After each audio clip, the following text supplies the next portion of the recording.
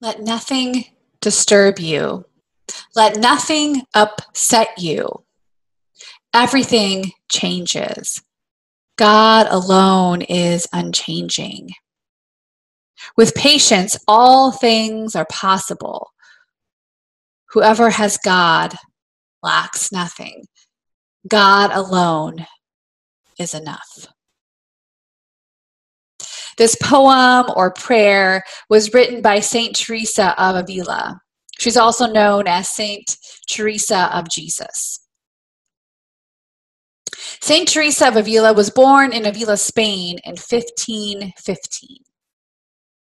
This puts her in the context of the colonization of the Western Hemisphere, as well as the religious reformation started by Martin Luther in 1517.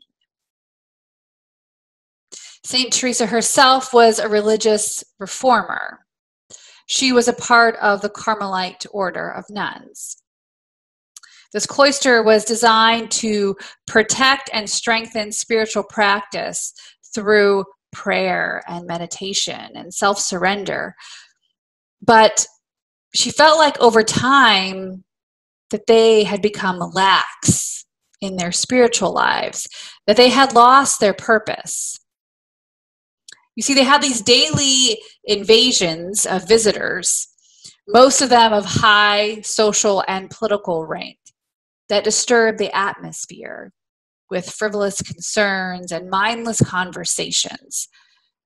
These are intrusions in St. Teresa's mind, and they did not provide a way or provide the space that was needed to develop their spiritual lives. And so this caused her to start a new order of nuns. And with this new order that focused on meditation, prayer, and self-surrender, she started various convents throughout Spain. And this movement that she started, that she initiated, was later joined by a younger Spanish Carmelite friar and mystic known as St. John of the Cross. So eventually this order that she started included not only women, but men as well. Now, I've said and used the word mysticism a couple times. What do we mean when we say mysticism?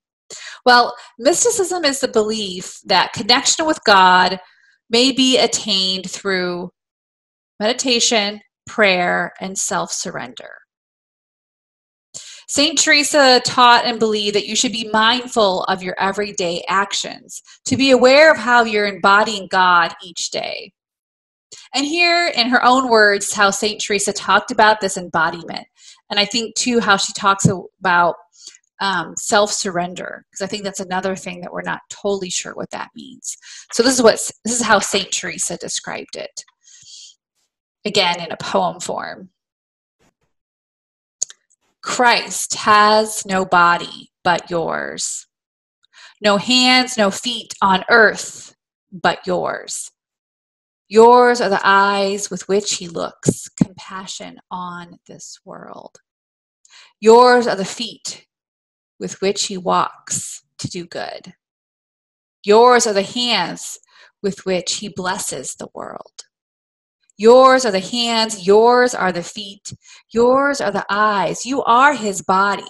Christ has no body now, but yours.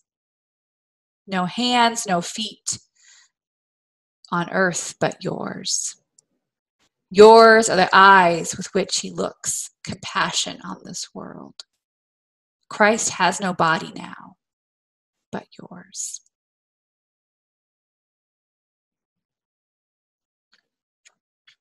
This is how we embody or experience self-surrender, as St. Teresa would talk about it. And St. Teresa, she wrote a lot. She has a variety of writings, and there are two books in particular that she's most well known for. One of the books is called The Way of Perfection, and it's this method. It's written to be a method on how you make progress through your prayer life of meditation and prayer. Another book she wrote is called The Interior Castle, which is intended to be a guide for spiritual development through service and prayer. And this book, this other book, The Interior Castle, was inspired by a vision that Saint Teresa had. In this vision, the soul was as a diamond in a shape of a castle containing 7 mansions, which she interpreted as the journey of faith through 7 stages, ending with a union with God.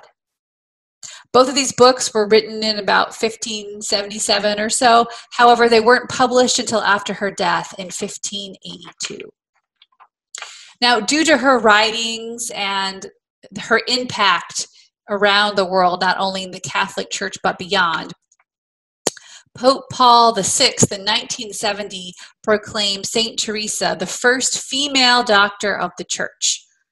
Doctor of the Church is a title given by the Catholic Church to saints recognized for having made significant contributions to theology and doctrine through their research, study, and writing. If you want to know more about Saint Teresa, you can find these books that I just mentioned on Amazon and in PDF form. You just have to Google them. But for now, I leave you with her words again in a way of prayerful meditation.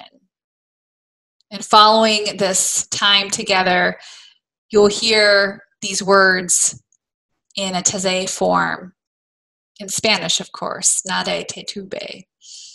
But here is this prayer once again.